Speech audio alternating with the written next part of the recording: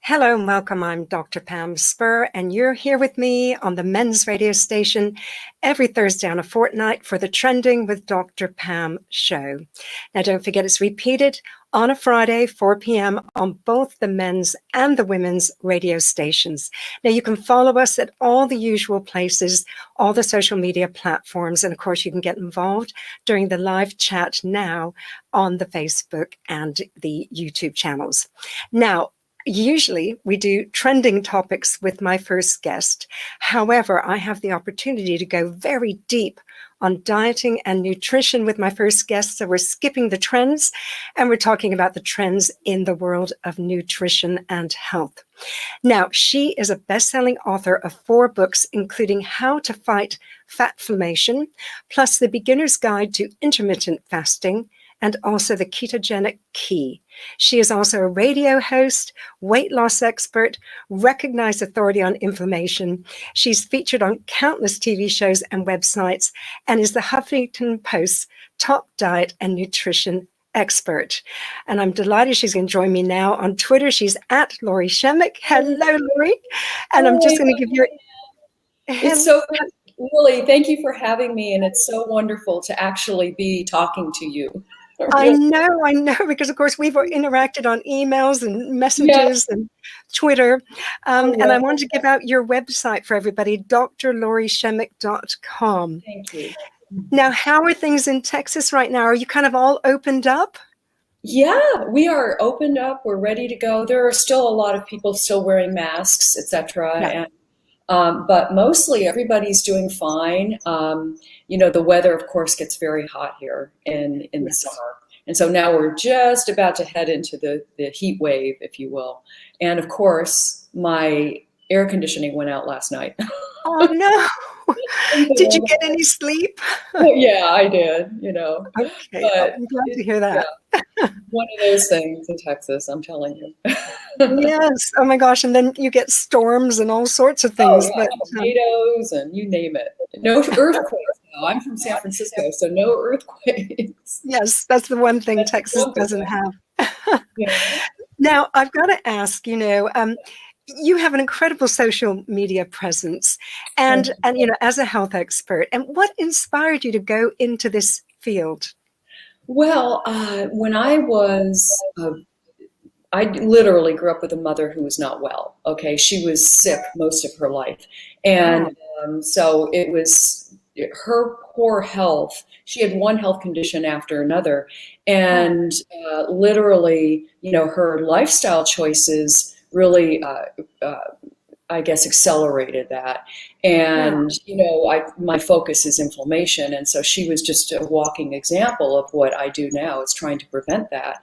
And so anyway, she died at the very young age of 36, leaving behind 3 young children with literally nowhere to go.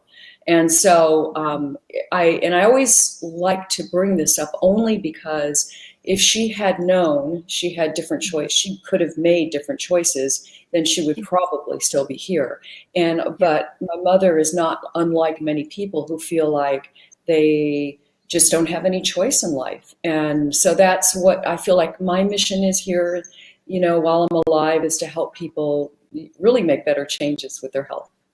That's incredible. I'm obviously sorry to hear about your mother and passing so young, but the fact that you've now made something positive grow out of that with all the information you have and the research you do.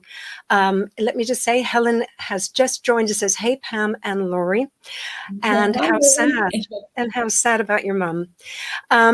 Now, thank you, Helen. Does that mean that maybe when you were a teenager, that you also ate unhealthily? Because I did as a teenager. I was the classic comfort food, junk food out with the friends, milkshakes, fries. And so were you like that, or did you learn really early on, I've got to make better choices? No, in fact, I was raised on, I don't know if you're aware of Captain Crunch. It's pure sugar cereal. It's Sugar Smacks, right? That was my breakfast. And yes, that was my breakfast. Yeah. And, and it was just candy all the time. I am a walking example of the miracle of the human body. Yeah. Because because if I can, get out of that situation and become a healthy, vibrant adult, then anybody can. I'm not kidding. So yeah, and it really led me into a sugar addiction into my early 20s, which I literally stopped at eating any sugar at all then. Wow, and in your early 20s. Now, Yeah. I guess we've known about, sugar for a while. Did that, that how kind of poisonous it can be. So Yeah. in your early 20s, were you already engaging with that research then, or just you felt I will feel better if I don't eat sugary things? Yeah, that's a good question. I was very aware of health and nutrition my whole life. Even when I was, I knew intuitively my mother was making poor health choices. She was verging on obesity. She smoked a pack and a half of cigarettes a day. And her diet was comprised mostly of sugar and white flour, for example, Yeah. coffee cake and coffee for breakfast in the morning. And so I knew that, and plus she was under chronic stress, raising 3 young children all on her own. And so, I just knew that there were different choices for her to make, and then that led me into sugar addiction, and so I was aware, and I stopped eating sugar only because of my research and my desire not to be unhealthy. Yeah. See, because I was going to come to this later. I've got so many questions. So I've got the sheets and sheets in front of me. I was going to come to it later about and so we're going to dip into it now because you've talked about sugar addiction. What about people like myself? I eat a really good diet with, grilled, a lot of vegetarian, grilled fish. When I'm eating fish, occasional meat. But my problem is I love chocolate, and I do have a chocolate bar or 2 a day.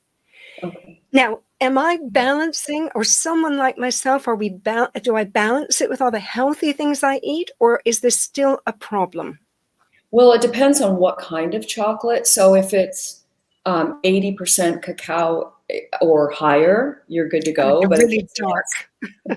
it's dark, but it's very dark, because if it's less than that percentage, then you're getting more sugar in your diet than you really need. And so, and I would also say, even if it is 1 at the most is good, I would say probably half is best for that. Because I have to say, you've asked what kind, and I Yeah. have. Let me just reach behind me. Sure. Baby Ruth. I get cases of these because I absolutely love them. I know. I remember You're when going I to was have a heart attack seeing. Yeah, so that is an example of the type not to eat. Okay, I'm sorry. I know I have to give up. I do. Now, before we carry on more about the sugar, Urban Angel has joined, and she says, I wish I had more education on sugar. My disability gets worse when I crave and eat sugary things. My pain gets worse when I have a lot of sugar, which is difficult as I have a sweet tooth. Now, you see, I that's kind of me, the sweet tooth thing. So tell me what your impression of when someone's saying their disability and pain gets worse when they eat sugar, but they still crave it. Yeah, and so it's kind of there are multiple factors going on here. We have inflammation that's happening when you ingest the sugar, right? Immediately, you have inflammatory molecules that are released, and so this sets up the body to defend something, right? So that's why we have inflammation. And so when you're eating the sugar, your body's already raring to go, but what happens is it affects the vulnerable parts, let's say, of what's going on in your body. So whatever your condition is, it's going to make it worse. And say, for example, you have joint pain and you eat sugar, and you're doing it excessively, you're going to feel it probably in your joints. And so, it's also an addictive substance. It truly is. I was addicted to it and I got off it. And I promise you, if I can do it, anybody can do it. And so it's just knowing what to do and making a decision to do it, right? Just saying, this is, and it's with anything that is pulling you every day. So I always tell people, if you're doing something such as sugar every day, then you are addicted to it.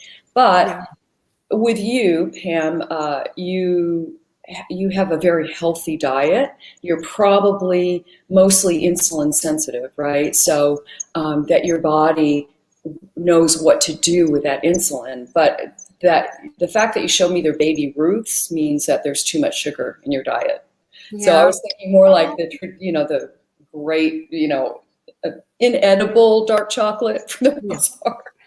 That's what I'm talking about. But yeah, I mean, but this is the thing. Once you get off it, it really does go away. And it's okay to have it once in a while. Not a Yeah. problem because again, you're insulin sensitive and your body knows what to do with it. But if when you eat it, if you knew all of the things that were happening when you eat sugar, your immune system is depressed for hours immediately. If you eat it Really?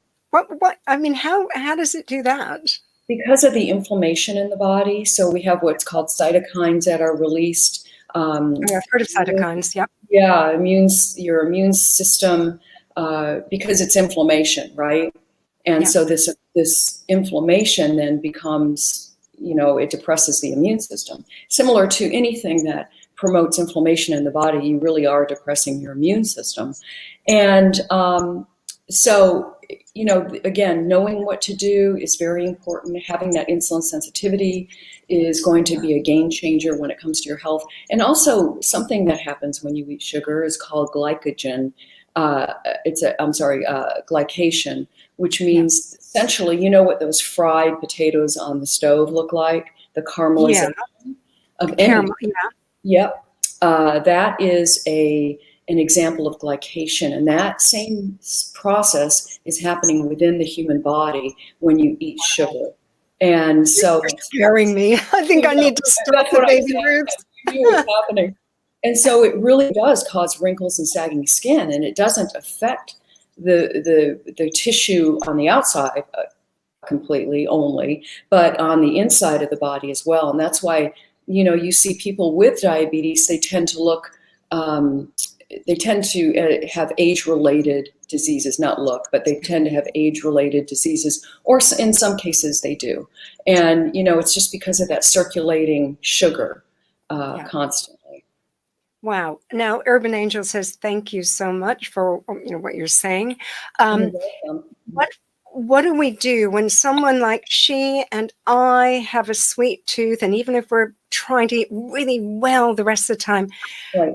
what does that, do we actually have a sweet tooth? Is it genetic maybe, or is it just habit that we've had sugar regularly so we think we need it or something? Yes, it's not genetic. So, Okay. however, we humans our brains are wired to like sweet things. So that part is true. But it's become a habit, right? So, you probably have it every time either your blood sugar is low, or you sit down in front of the TV, or you're on, your laptop or whatever. Those are, we associate certain behaviors with certain environments, as you know. And so that's what's going on. And so what I tell people, number one to do is eat the way you're eating, which is you're having protein and healthy fat at every meal, and fiber. Okay, so lots of non-starchy carbs is fantastic. And then when you're doing that, also add in, with your doctor's approval, chromium picolinate. It is a tiny little mineral that most people are deficient in anyway, Oh, and it wow. helps stop craving within 3 days, and carb cravings too, because what it's doing is it's balancing your blood sugar. And that's what I used to get off sugar, and it works. I mean, Yeah. it's fantastic. Now, can you just get that in the health food shop, or a chemist or drugstore, as you say in America? Right. Where do you get It's this? very inexpensive, and it's very small. And so they generally come in 200 micrograms all the way Yeah. up through 600, depending upon your sugar cravings. You start out at 200, and then you can gradually, if it's not working, work your way up to 600 a Yeah. day. And it really is very beneficial. So when you have that, and if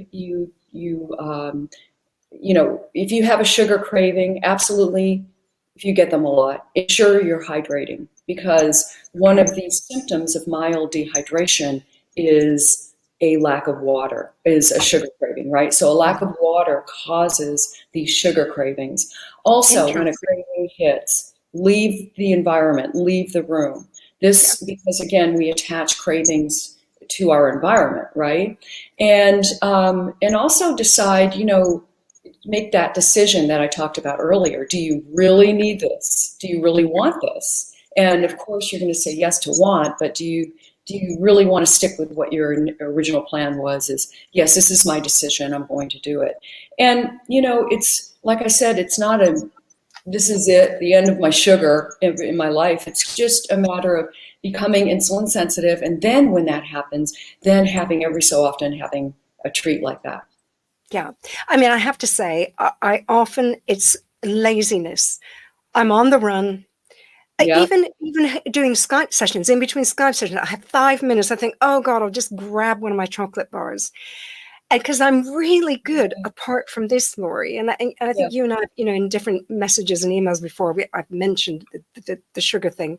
Right. And so for me, I guess it really, and in my book on emotional eating, I was telling people to, you need to find a substitute for those behaviors. And unfortunately, I haven't taken my own medicine, my own advice, and haven't found a quick fix, healthful snack that is actually good for you when you only have 5 minutes, you see.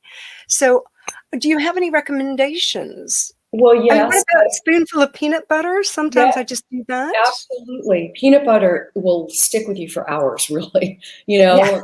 A couple or one or two of those Yeah. is a fantastic one. Nuts are another, and Yeah. also remember to plan and prepare. So that's Yeah. what we all know to do, Yes. but we Yeah. never do, right? So it's really important to do that. I mean, if you do anything in order to succeed, you must plan and you must prepare Yeah. to succeed. So, and that is true with health. Yeah. And, I know that if I want some, say, chips or something, some taro, I love those taro. Have you ever had the taro root chips?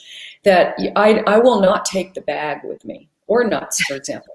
I will portion it out before, and Yes. then do whatever I'm Yeah. going to do with it. Yeah, because if you take the whole thing, and that's another thing, is to be aware of how much you're eating and what you're eating. Okay, awareness is key, because a lot of people will sit down and they'll just mindlessly munch away in front of the TV, and by the time they realize what they're doing, it's Yes. a whole bag of cookies or popcorn or something is gone.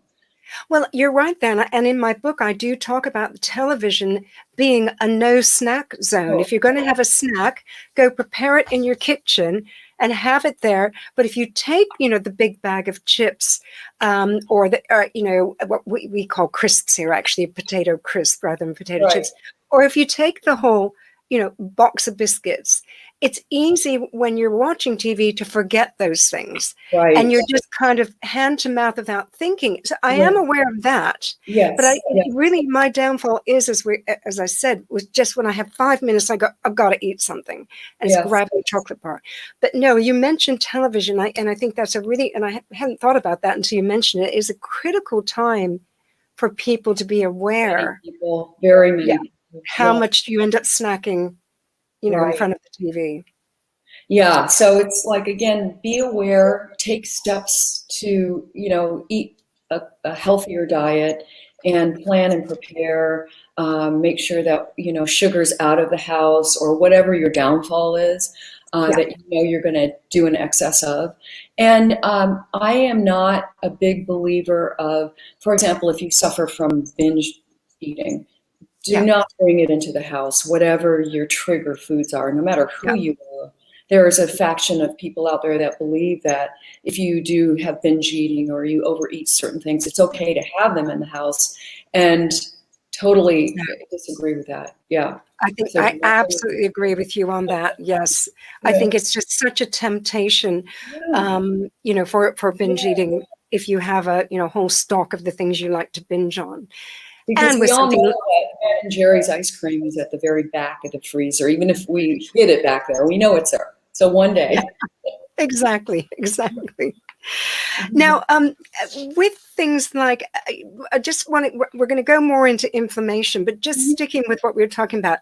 Any other healthy quick snacks. Like, what about oat bars? You know, they seem to sell a ton of oat bars of different varieties in the Mhm. UK.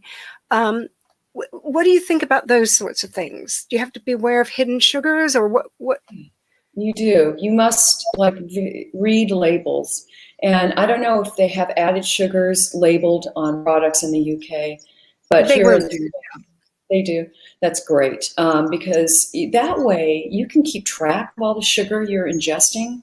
If it has added sugar, do not get it. Okay, that's my recommendation. Do not buy the product because again, we want to keep that inflammation, Down. You're just glycation earlier down to a very minimum. And again, that the glycation I was referring to also, again, it's creating all that inflammation, which sadly eventually you're affects how cutting well out. you ate.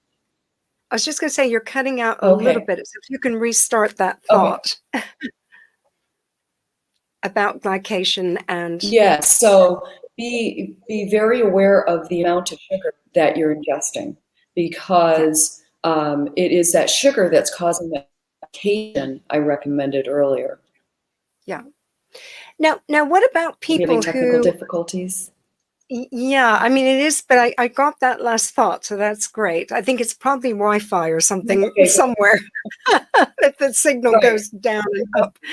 Um, Now, what about people? We've talked about people with sugar cravings. What about people who crave here, what we call comfort food of, maybe like pies that are meat pies and things like that? Because some people crave that kind of food.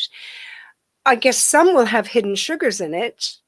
But what's your thought about when people crave that, like French fries, those kinds of comfort foods, as we Yeah. call them? So I think what I want to start out with is recommend just two things if people Yeah. do will optimize their health. Okay. So the Okay. first thing is to eliminate added sugar from your diet. And the Yeah. second thing is to eliminate processed industrial cooking oils. Okay. Okay. And Yeah. the reason, if you do just those two things, you are literally optimizing your health immediately.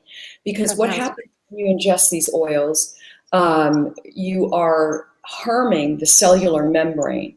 And so it is this membrane that actually is where all the health happens, right? It's where all yeah. the nutrition, the nutrients, everything and the matrix of the cell. So you're stiffening that membrane so nutrients can't get in, and the Yeah. matrix inside of the cell is becoming stiffer as well. So when you eat foods that are unhealthy like this, they're made with these oils, such as vegetable oil, is what we call it Yeah. here in the United States, Yeah. canola oil, soy oil. I think you call it soya oil. Yeah. Yeah. Corn oil. So those are examples of very unhealthy, multi-processed, smelly oils, but they have to deodorize these oils in order for the consumer to purchase them and use them. Oh, interesting. Yeah, and canola oil, which here in the United States has a huge health halo, is not. It is one of the most inflammatory oils out there. Oh, So wow.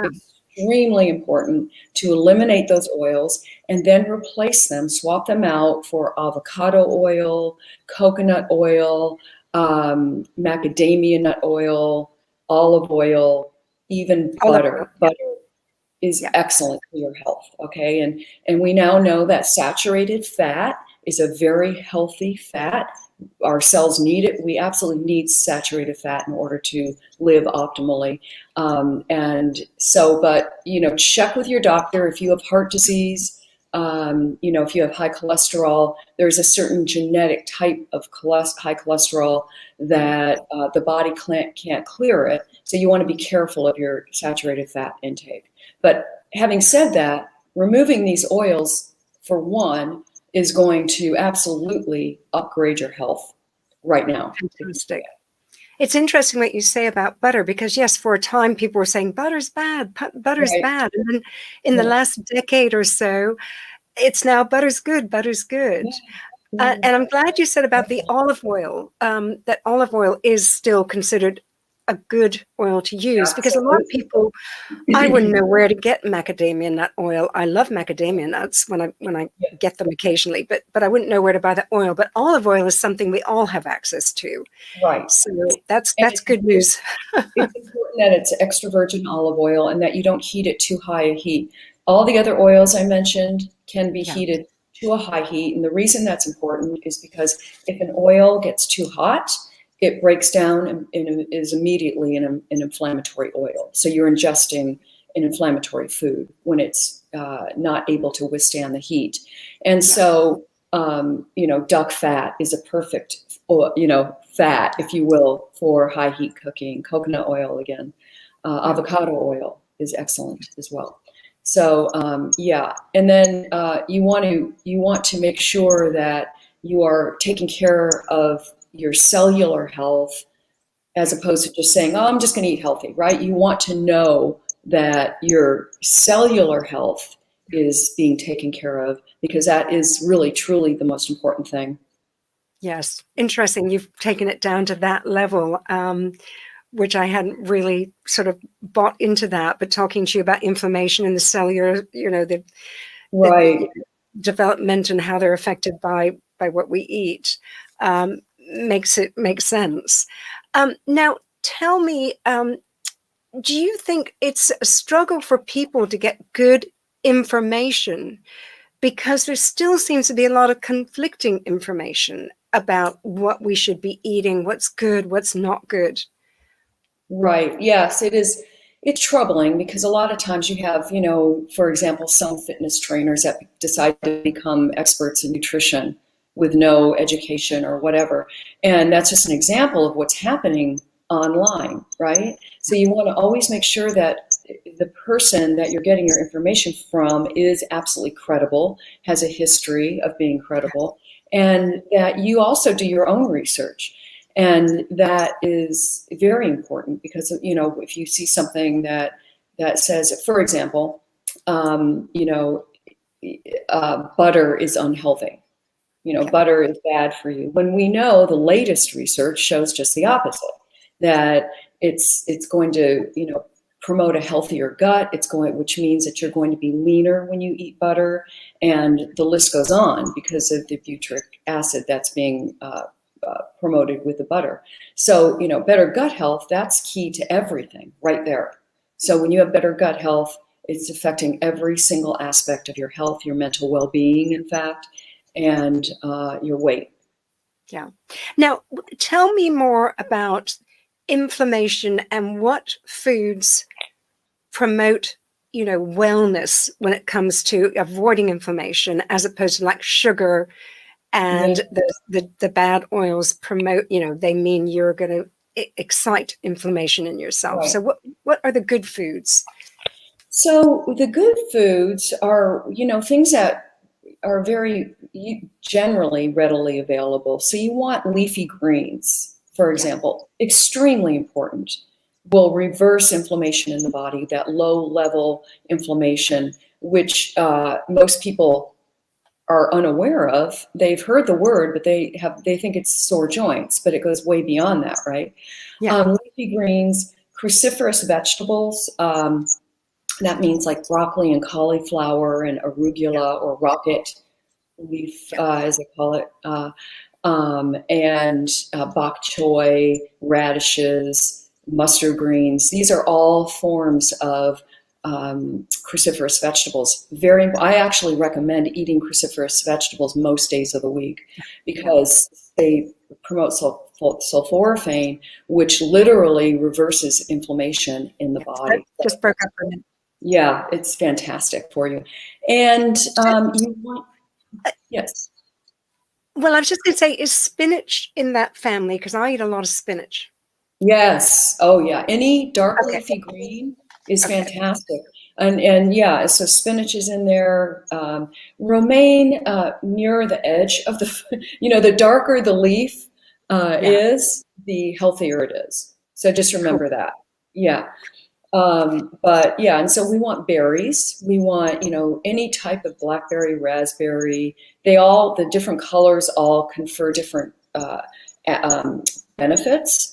So apples, so you don't want to eat like a lot of apples, right? You just want Yeah. some, it's particularly the red and green. So the green is very good for gut health, okay? They found Okay. that those who eat green apples tend to lose weight, reverse inflammation. The red apples have more sugar, so I would not eat too much of that red apple, but the red, that dark red in say a red delicious apple is Yeah. packed with polyphenols and very healthy for you. So go for color, as we all know. And then herbs and spices, turmeric, rosemary, you name it. Any herbs and spice, I always recommend adding to every meal. So you don't, and the best part is you only need a little bit in order to get this powerful anti-inflammatory Really, effect. really? Because I was going to ask you about that. Now I Yeah. try and eat miso soup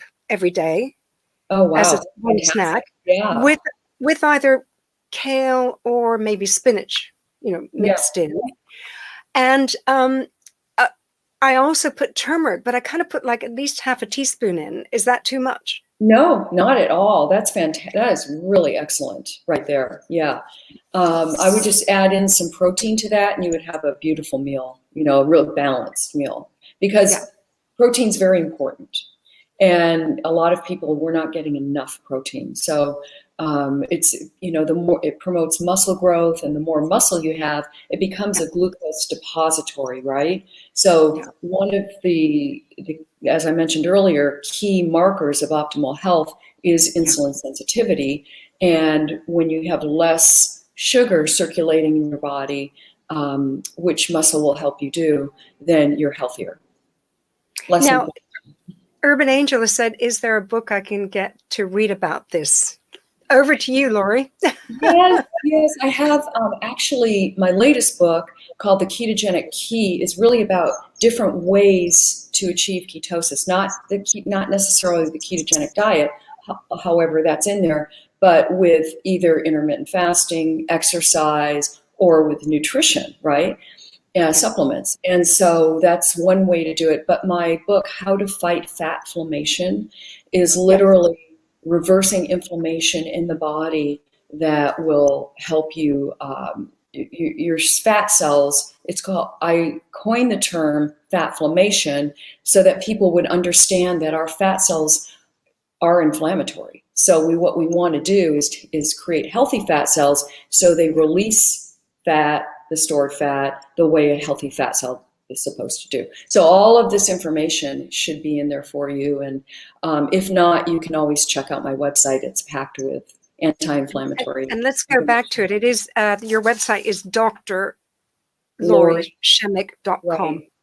Yeah. And then on Twitter and Facebook and Instagram, I'm always posting about reversing inflammation because that this underlying chronic inflammation, this silent inflammation, is the core underlying cause of most illness, disease, faster aging, and weight gain. So it's really the if you're going to do anything to optimize your health and weight and brain health is to reverse that low level inflammation that most Yeah. people have. 75% of Americans are walking around with low level inflammation like this and they don't even know it.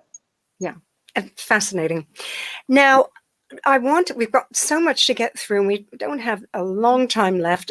Intermittent fasting, because you've written a book on this. Now, I need to eat little and often, which is why I always have a miso with some vegetables at some point, like mid-morning. That's great I stuff. feel dizzy just the thought of fasting. I know people and I've had clients who've successfully fasted, but what are the guidelines that are the good guidelines for fasting?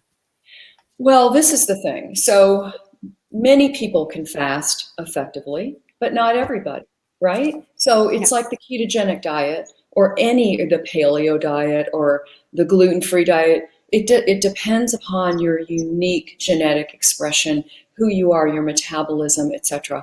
And so there is no one type of person that can fast. There's not a general guideline really. But I do say that if you are female and you're 40 and over, that you don't want to fast more than 14 to 16 hours a day. Okay, So because if you choose a fasting day, you just do 14 hours and you top and tail the day with nutritious food. Is that it? yes, that would be your first meal. So, for example, I'm fasting right now. I haven't had a meal. Yeah. And so that would be my next meal, probably, what time is it? 8:30 here. So probably not until 11:30 or 12 will I eat. But this is the thing, I don't do that long usually every day. So I'll do at least 12 hours a day. So, But do you count when you're sleeping then? So if you go to yeah, sleep at, 10, 11 p.m., the yeah. sleep time, is that part of the fasting? It truly is, and that's the best part if you do it that way, right? So, Okay. so let's say you want to fast for 12 hours. Your last meal is at 7, and the next meal, you're sleeping most of that time, is breakfast at 7. Easy, Yeah. right? Not a big Yeah. deal. As long as you don't get up and eat during the middle of the night or snack before you go to bed, then because anything with calories will break a fast, and that's the last thing you want to do. It's not what you're not fasting then, right? You're not getting all those um, cellular benefits, all the weight loss benefits, and etc. So, yeah, it is a fantastic tool, truly, to optimize cellular health. Now, the longer you fast, the more benefits you accrue, but not for But everybody. to a certain point, though. So, Yes, to yeah. a So certain people, point, yeah, absolutely. yeah. Yeah, and so you Because have like to. some people I know do the 5-2 where they have 2 days fasting. Right, yeah, And, and that's and, a and great yeah. way to do it, actually. Is And it? Okay. I wondered about that, but yeah, and every way is a great way to do it, really. It just depends on what works for you. So, like on the weekends, I do longer fasting, and only because, as mentioned, it helps cellular health, right? So, I don't do it for weight, but I do it for optimizing health. And that's as good a goal as weight loss as well. and does this hark back to our ancient ancestors, the ancient men and women running around on the plain, the hunter-gatherers who would maybe not catch anything for 24 hours? Does Right. that hark back to that our systems were kind of built that way, or what? Yes, and The ideally, fasting. because yes, we would have to wait in order to catch our meal, right? If maybe somebody didn't get a buffalo for, 3 days, I'm just exaggerating here, but they weren't eating a lot, okay? And so they were fasting, and they didn't say, oh, today I'm only going to fast for 12 hours. So it Yeah. was a natural thing for them to do. And so the thing about back then, and for some people now, is that they're able to switch fuel sources. So they've become, if you are fasting, you are leaving your sugar burning days behind you, and you become a fat burner, because once you're fasting, you're not promoting insulin, you're not intaking any food, any glucose is not circulating in your system, and whatever is there or in your liver, assuming you go for 14 hours or more, then you're utilizing all the glucose in your body, right? Again, that harkens back to the glycation I was talking about. We're getting rid of all that excess glucose, which means you're getting rid of all that excess inflammation in the body. And insulin in and of itself is inflammatory. So every time that we eat or we snack, even if it's a tiny bit, we're boosting insulin. So, but that's okay. I mean, that's okay unless you're doing it, chronically throughout the day. Now, with the fasting, we have very little time. So, quick question: does that include, like, if I ever tried it, I could drink miso soup or something during it, or do you have only No, water? only Okay, water, coffee, or tea okay, without anything in it. Okay. okay, okay. Because remember, anything with calories will break a fast. Yeah, And I see you have somebody wants to know about artificial sweeteners and sugars and things like that. yeah. Ditch the artificial sweeteners and the sugars, all of that. Opt instead for something called monk fruit sweetener, or Yeah. the new kid on the block is allulose. It Okay. benefits health. It promotes weight loss, and just look it up. It's not an artificial sweetener. It's an actual sugar that is the flip mirror of fructose. So, but it's a very healthy, 0-calorie sugar to use. Well, we're out of time. We haven't even done emotional eating, which is my area. You know the nutrition. You know a lot about emotional eating too, and there was so much I wanted to talk about emotional eating. But I have to say thank you so much for your time, Lori. It's been incredible. I want to flag up to people again that on Twitter you're at Lori Shemick. Right. On Instagram, it is Dr. Lori Shemick, and your website also drlorishemick.com. And on Facebook, it's Dr. Lori Shemick. Yeah. Okay. I've never been on Facebook, so I always skip that one. But thank you. Yeah, no, never. I had an imposter on Facebook, which I had to get them to get rid of, delete the account where someone was pretending to be me. Yeah, I just have to. But it's been wonderful.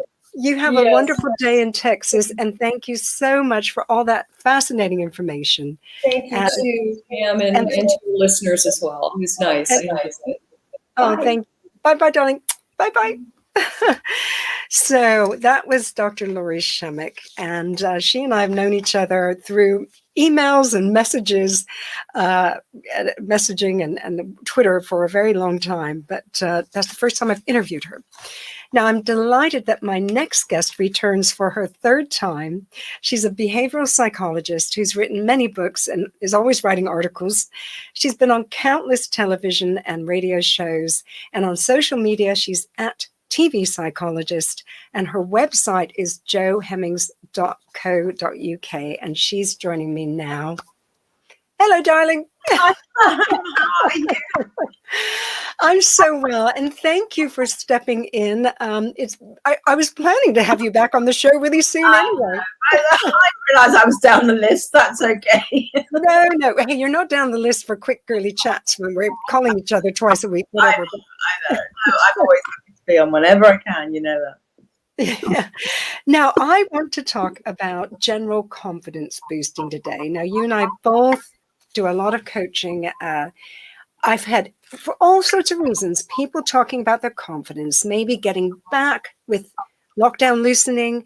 Maybe their confidence has been knocked because they've been single this whole time and they feel like I don't know why there's a bit of an echo, but they feel like that, they don't have the confidence to get back out there for proper dating. So those sort of issues. A confidence about going back to work in the next couple of weeks, actually going into the office. And I wondered, are you hearing from a lot of people about these issues too? I'm certainly hearing about anxiety, I suppose. There's anxiety about going back into the office. There's anxiety that they haven't dated for a year. Particularly with my clients, who very often women in their late 30s who feel they've been robbed of a year of dating, when they really need to meet somebody, fairly fast for biological reasons, if nothing else. But I think that anxiety is turning into a lack of confidence. So if you preempt the way you're feeling those anxious feelings, it then turns into, well, I don't know if I can do it. I don't know if I can do it anymore because it's been so long or situations changed. So then it does impact your confidence. So they're very, very closely aligned. And what is also closely aligned with confidence, of course, self-confidence, is self-esteem. Yes. Which ebbs and flows at the best of times. If we're going through a really good time in our lives, our self-esteem is often very good. If we're going through a poor time in our lives, we've broken up in a relationship or lost a job, it doesn't feel so good. Well, if you look at the past 15 months, everybody's self-esteem on that basis has been impacted because we haven't had the control to really do very much about it. And it's left us feeling miserable. And I think as part of that feeling miserable, self-esteem's taken a blow. Our confidence, even the outward feelings of confidence. I mean, I'm still looking quite scruffy today. You're looking smart. You don't look scruffy. That's great, that. But, again, if you get out the habit of something, like the idea of getting dressed up now to go out, I think I've done it once. I've seen you once. I've done it. It almost feels like a huge, big thing I've got to do. It doesn't feel natural anymore. And therefore, I don't feel that confident. I'm more confident slopping around in the kind of lockdown kit that that I'm used to. So it's even things like that. So the first thing I would say is, you've got to get out of your comfort zone. You have to do some of those things that you fear, because being fearful is the worst thing. So make yourself do it. Do something not huge and dramatic, but just something where you feel you get that sense of achievement, that you can do it. Be honest about the fact that you're not feeling that confident. Share it, because you'll be amazed at how many other people will feel exactly the same way. And that in itself resonates, the feeling that it's relatable to other people. They get it, they feel it. You don't feel quite so isolated in that lack of confidence. I mean, I was going to say, even the last year, I've had my own confidence ups and downs. I lost a friend last summer who passed, not from COVID. I lost my mother-in-law at on Christmas Eve. She passed. And even though I know all the tools that I help people with my coaching, it doesn't stop a coach or psychologist, as we are, from feeling, wow, oh my gosh, can I get through Christmas? I was so bereaved. I loved my mother-in-law dearly. I was blessed with a lovely mother-in-law. And I look back at the time and think, wow, my foundations really felt they were shaken up. And I think a lot of people have had loss this year, and loss is a real damaging influence on confidence, with so many people having lost loved ones. We are human beings. We are not machines. So when we deal with a lot of other people's grief or their stress and their concerns over the last year, there are times when I think, I don't know if I can do this. There are times when I've curled into a little ball at the end of the night, usually with a glass of wine, just having a bit of a wee, because I just don't know how, it's like stepping off a precipice into an abyss. Sometimes you push yourself so hard, you're not quite sure whether you can make it to that final point. So I think everyone's had that sort of feeling. I mean, I'm a big believer in fake it till you make it. I am too. Sometimes you just got to say, I'm going to look like, I've got my posture, my dress, my appearance, my presentation. I know how to talk to people. I'm going to do it. And nobody knows what's going on inside your head. No one can see inside there. They just see what you are choosing to present to the world. And once you get that validation, if you like, of other people seeing a supposedly confident person, it sort of feeds back into your brain. And so that makes you feel better about yourself, and so your confidence goes up. So it's a good little cycle to get into. Yeah, and I think the point you made about people feeling like they're jumping off going to fall off a precipice almost, because it's all been so bizarre the last 18 months. I mean, one thing I'm always recommending is, set a small goal just to get yourself moving again, to find the motivation to complete that one small goal, which will take you forward in whatever you're having to do. Face work again in real time, not on Skype, or get out on the dating scene. So it's one goal at a time. I was just date coaching someone recently, and I'm sure you'll identify about this. She wanted to go on like 5 different apps. And I went, no. To make up for this is no. It's going to overwhelm you. Start with one that seems the most relatable to you and who you're looking for. And so it's kind of clawing back to just these small steps, which I think can go a long way. It's managing your expectations, really. I mean, if you give yourself, a huge, overwhelming goal, the chances are you will not succeed. Then it's unrealistic, it's unachievable, and will just plow deeper into your lack of confidence. And as you say, yes, I've had dating clients do the same. Oh gosh, I've been off for a year. I'm going to go on all of them. I'm going to, love bomb every dating app around, because that's the best way to do it. But of course it isn't, because none of them get proper attention, and you end up feeling overwhelmed by that. It doesn't work for you, and your confidence drops again. So small, as you say, small achievable goals, realistic expectations, because the one thing that helps with confidence, as you know, is a sense of achievement. It's a sense of knowing that you can do it. You've done it. So make it small and achievable. Tick that one off. Exactly. And again, write down some of the things you're good at. We're very, particularly British people, I think, are very good at self-deprecation. We're very good at remembering our failures and not thinking about our successes or what we're good at. We find it much easier in SWOT analysis, for instance, to say what our weaknesses are than what our strengths are. I want to sort of turn that one around. And I always say to people, you know, what are the strengths you've got? What have you got to offer? What do you like about yourself? And they struggle with it, with lack of confidence, much more so. They can give me a whole list of weaknesses, but they find it difficult to give strengths. But that's important. It is really important. In fact, I was going to raise this with you about, you know, our inner voices, our inner monologues. And confidence it's very hard to fight if you're allowing that little devil on your shoulder to go, no, you're no good. You know, you can't, it's going to be terrible when you go back to work, blah, blah, blah, blah, blah. And to turn it into, you know, a softer little angel that goes, what's the first step you need to do? And then you can do that. And I just think, you know, what you've said just made me think about how many people need to recognize that inner monologue. They just don't, until they're conscious of it. The inner critic. The other thing I've noticed that's increasing a lot in my clients who have gone back to work, beginning to get back to work, is imposter syndrome, is the feeling that they're not actually really capable of doing this job anymore. Yeah. That they're going to get caught out. Someone's going to find out they haven't ever really been that good. And now they definitely aren't. And that's because they've had so much time out that they've lost their confidence and their ability. And so they've turned it back in on themselves to feel that they're the ones at fault, you know, that they're doing something wrong. So again, I always say, you know, just, you know, defy your, you know, imposter syndrome, because that has just come out of a situation you couldn't control. This doesn't make you bad at your job, does not make you, no one's going to catch you out doing anything. Probably everybody's in the same sort of situation as you. Again, share your doubts, hear other people's, and you can go on that journey together, you know, with colleagues, if that's possible. I think that's important for people.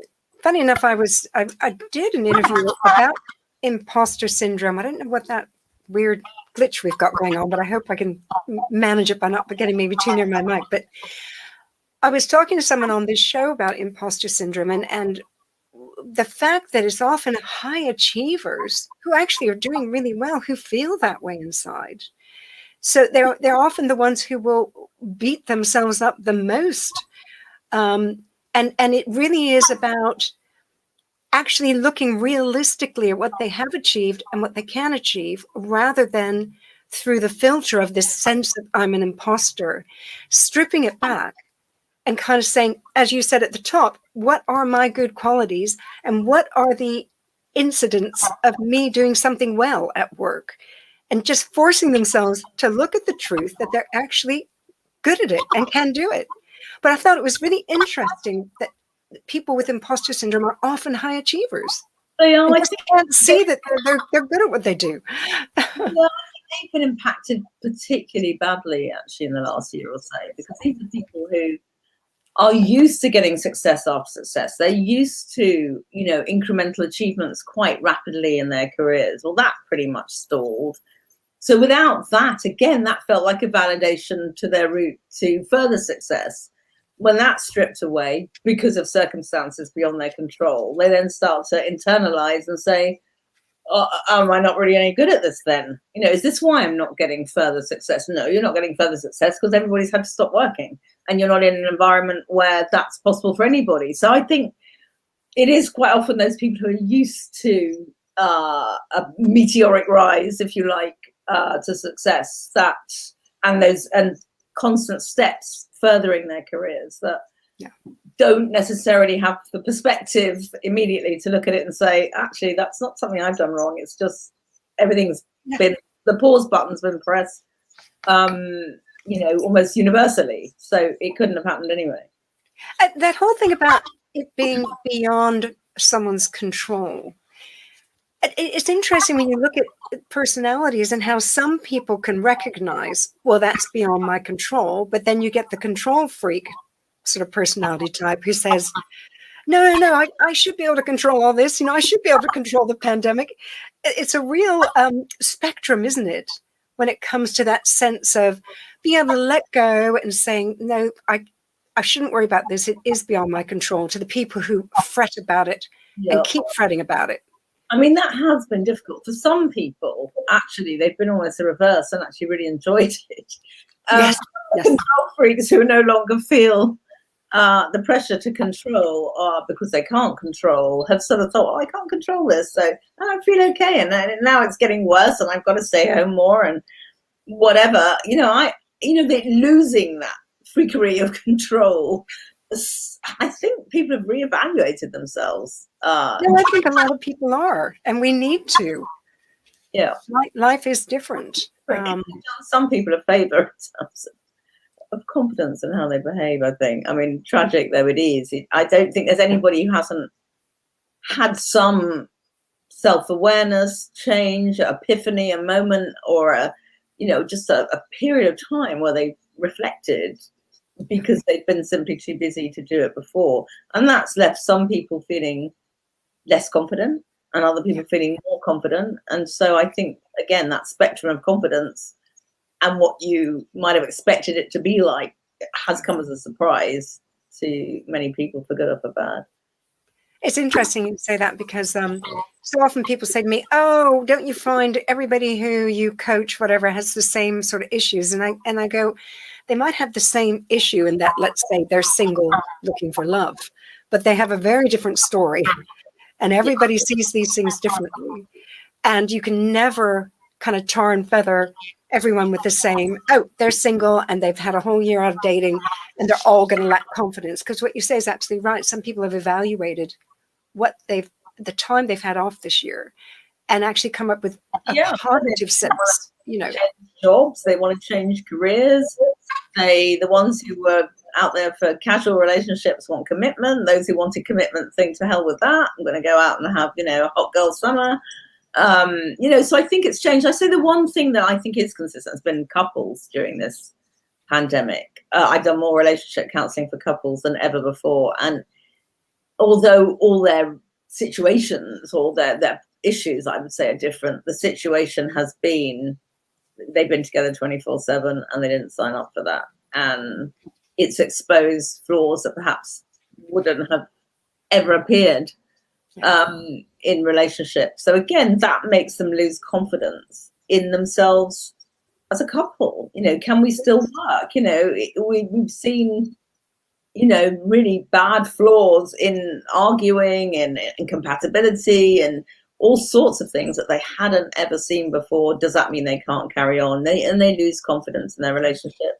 And again, some people will fall by the wayside as a result of that, and others you really seek to kind of make sure that they do manage to stick together. It is through the thick and thin, rich or poorer. It's been a very testing time.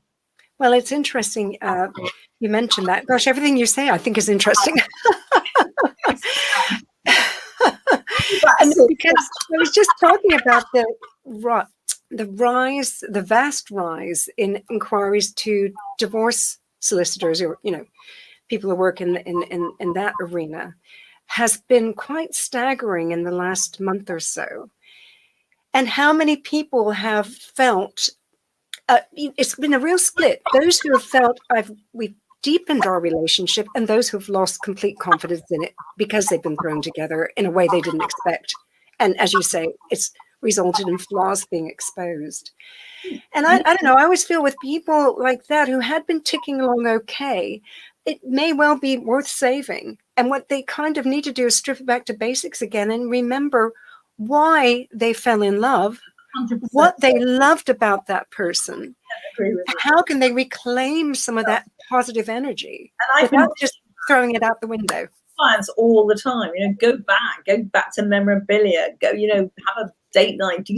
What was it that worked for you? What has worked for you all these years? That is the nub, the core of your relationship. What's been going on in the last year you cannot have controlled, and has thrown you into a place that perhaps you didn't deal with brilliantly. And others, of course, who don't come for counselling or don't go to relate or don't do whatever, just think, well, let's go towards the divorce course. So you've got people who either decide, well, at least let's check it out and see if we can get somebody impartial that will advise us, a good journey to follow, or they won't, and they'll just say it isn't working. And I think there will be some couples who will regret their divorces, because we have gone through a most extraordinary period of time. One hopes it will never happen again, but you've got to take that into account. Well, absolutely. Totally agree with that. Now, it's time to say goodbye. And I want to highlight for people listening, your website is joehemmings.co.uk. Your Twitter handle is @tvpsychologist. I want to thank you so much for all your wise words, Joe. Speak to you soon.